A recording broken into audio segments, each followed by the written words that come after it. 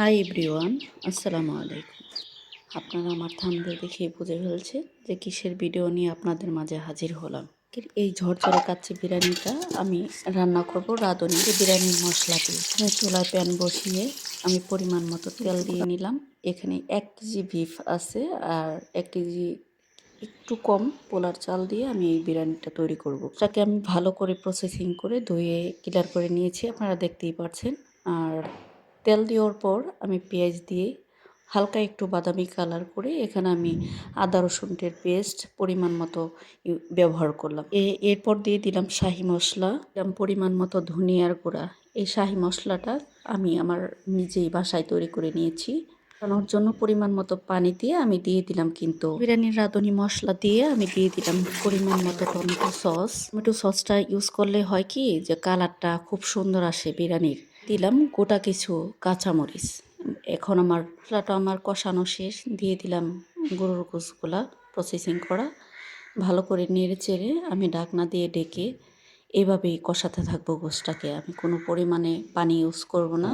গোশের পানি দিয়ে গোশ আমার হয়ে যাবে। দেখেন গোশ থেকে কত পানি ছেড়েছে। থেকে যে পানিটা বের হয় ওই পানিটা দিয়েই ধীরে ধীরে আঁচ দিয়ে রান্না করলে গোশটা এই পানিতেই সিদ্ধ হয়ে যাবে। হতে হতে আমি এই দিকে পোলার চালটা ধুয়ে নিলাম।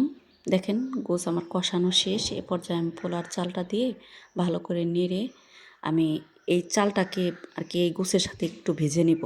ভেজে নেওয়ার পর আমি আমার পরিমাণ মতো পানিটা দিয়ে নিলাম। আপনারা যে পরিমাণ চাল দিবেন বা গোশ দিবেন ওই মেজারমেন্টে আপনারা পানিটা দিবেন। হ্যাঁ, আমার 1 কেজির একটু কম চালে যতটুকু পরিমাণ পানির প্রয়োজন আমি অতটুকুই দিয়ে নিয়েছি আর কি। পর্যায়ে অনেকটাই পানি শুষে আসছে। দেখেন পানিটা দেওয়ার পর একটু তাপটা বাড়িয়ে দিতে হয়। তারপর যখন হয়ে আসবে, পানিটা কমে আসবে, তখন তাপটা একটু কমিয়ে দিলে যখন একবারে কমে আসবে তখন চুলার লাকড়ি বের করে এমনি 10-15 মিনিট দমে বসিয়ে দিলেই হয়ে যাবে আপনার ঝটপট বিরিয়ানি। প্রসেসে আপনি আপনার গ্যাসের চুলায়ও এভাবেই রান্নাটা করবেন। মাটির চুলায় রান্না করি তো তাই আমি মাটির চুলার আইডিয়াটা দিলাম। আর গ্যাসের চুলায়ও এইভাবেই রান্না করে রেস্টুরেন্টের বাবুর্চিরা যেইভাবে রান্নাটা করে কালারটা যেরকম আসে সেম ওইরকম কালারটা আসছে। হ্যাঁ, ইনশাআল্লাহ আলহামদুলিল্লাহ খেতে ভীষণ মজার ছিল।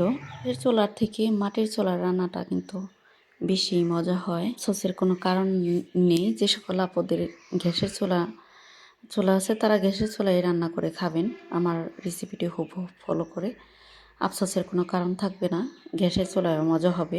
আমার গোশটা কিন্তু অনেক পরিমাণে সফট হয়েছে। আপনাদের কিন্তু আমি গোশটা ছাড়িয়েও দেখালাম। ভিডিওটি ভালো লাগলে অবশ্যই আমার চ্যানেলটাকে সাবস্ক্রাইব করে পাশেই থাকবেন।